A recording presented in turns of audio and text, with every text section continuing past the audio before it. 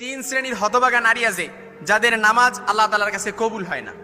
তারা নামাজ পড়তেছে কিন্তু আল্লাহ তাআলার কাছে অ্যাকসেপ্টেড হচ্ছে না, কবুল হচ্ছে না।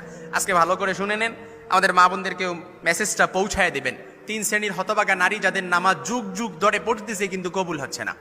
আল্লাহ রাসূল সাল্লাল্লাহু আলাইহি সাল্লামের স্পষ্ট হাদিস, আবু দাউদের বর্ণনা এসেছে, আল্লাহর হাবিব সাল্লাল্লাহু আলাইহি সাল্লাম বলেন, লা ইয়াকবালুল্লাহ সালাতা হাইজিন ইল্লা বিখিমারিন, লা ইয়াকবালুল্লাহু সালাতা হাইজিন ইল্লা বিখিমারিন। ওই মহিলার নামাজ কবুল হচ্ছে না যে মহিলা নামাজের মধ্যে খিমার ব্যবহার করে না, বড় উরুনা ব্যবহার করে না, অর্থাৎ তার পরিপূর্ণ পর্দা মেনটেন করে সে যদি নামাজ না পড়ে।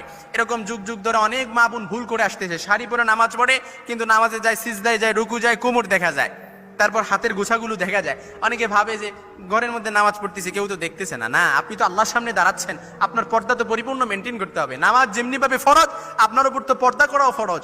এজন্য পুরোপুরি সতর আবৃত করে নামাজ পড়া, এটা হচ্ছে নামাজ কবুল হওয়ার পূর্ব শর্ত, যে তার সতর আবৃত করতে হবে, তার সতর ঢাকতে হবে। এজন্য মহিলারাম, আমার মা বোনেরা নামাজ পড়বে। আবু দাউদের বর্ণনা, লা ইয়াকবালুল্লাহু সালাতা হাইজিন ইল্লা বিখিমারিন। ওই মহিলার নামাজ আল্লাহর দরবারে কবুল হয় না যে মহিলা নামাজ পড়ে কিন্তু পরিপূর্ণ পর্দা মেনটেন করে না। ওড়না গায়ে এমন বড় ওড়না দিবে, এরকম অনেক মা বোন আছে দেখবেন ওড়না পড়ে কিন্তু ভেতরে অর্থাৎ পাতলা ওড়না পড়ে, কিছু রেয়ার থাকতে পারে, সবাই তো না, পাতলা ওড়না পড়ে। যে মহিলা তার সতর পরিপূর্ণ আবৃত না করে নামাজ পড়বে, তার নামাজ আল্লাহ তাআলার কাছে কবুল হবে না। এই জন্য পরিপূর্ণ পর্দা মেনটেন করতে হবে আপনাকে। একেবারে বড় ওড়না, নামাজের ওড়নায় আজকাল পাওয়া যায়, বড় খিমার পরবেন। যদি শাড়ি এগুলো পরে নামাজ পড়েন তাহলে উপর দিয়ে একটা ওড়না ঝুলাবেন।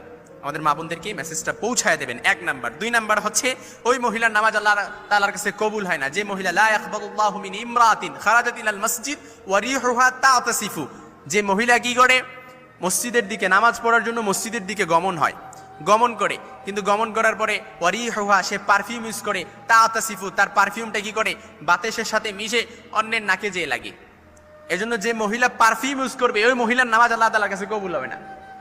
সাবধান, আপনি পারফিউম ইউজ করতে পারেন বেডরুমের ভেতরে আপনার স্বামীর মনকে মনোরঞ্জন করার জন্য, আপনার স্বামীর সামনে নিজেকে সুন্দরভাবে রিপ্রেজেন্ট করার জন্য আপনি পারফিউম ইউজ করতে পারেন, কিন্তু এই পারফিউমের গন্ধ যেন, সুঘ্রাণ যেন অন্যজনের নাকে না লাগে। এজন্য যে মহিলা পারফিউম ইউজ করে মহিলার নামাজ কবুল হয় না। এবং ওই মহিলা, যে মহিলা পারফিউম ইউজ করবে আর এই পারফিউমটা অন্যজনের নাকে লাগবে, ওই মহিলা অপবিত্র অবস্থায় যতক্ষণ অপবিত্র থাকবে, অর্থাৎ ততক্ষণ না অপবিত্র হবে হাত্তা তার যে আফাতাগতাসিলাম, যতক্ষণ না সে ফিরে আসবে এবং অপবিত্র অবস্থায় যেভাবে গোসল করে, যতক্ষণ না সে সেভাবে গোসল করবে ততক্ষণ ওই মহিলা অপবিত্র থাকবে।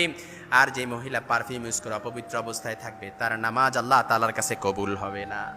এই জন্য আজকে থেকে সাবধান, পারফিউম যেন আমার মা বোনেরা না করে। আজকে দেখবেন আমার মহিলারা দুর্গন্ধনাশক পারফিউম দিতে পারেন, ডিওডোরিং আপনি এটা কাপড়ের নিচে দিতে পারেন।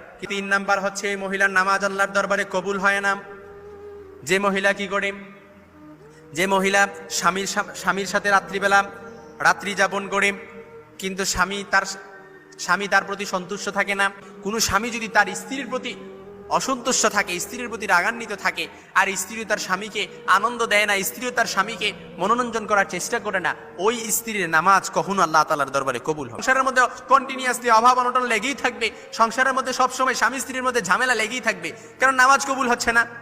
এই জন্য এই মহিলা 3টি কাজ কখনো করবে না। এই 3 শ্রেণীর হতভাগা নারীদের নামাজ কবুল হয় না।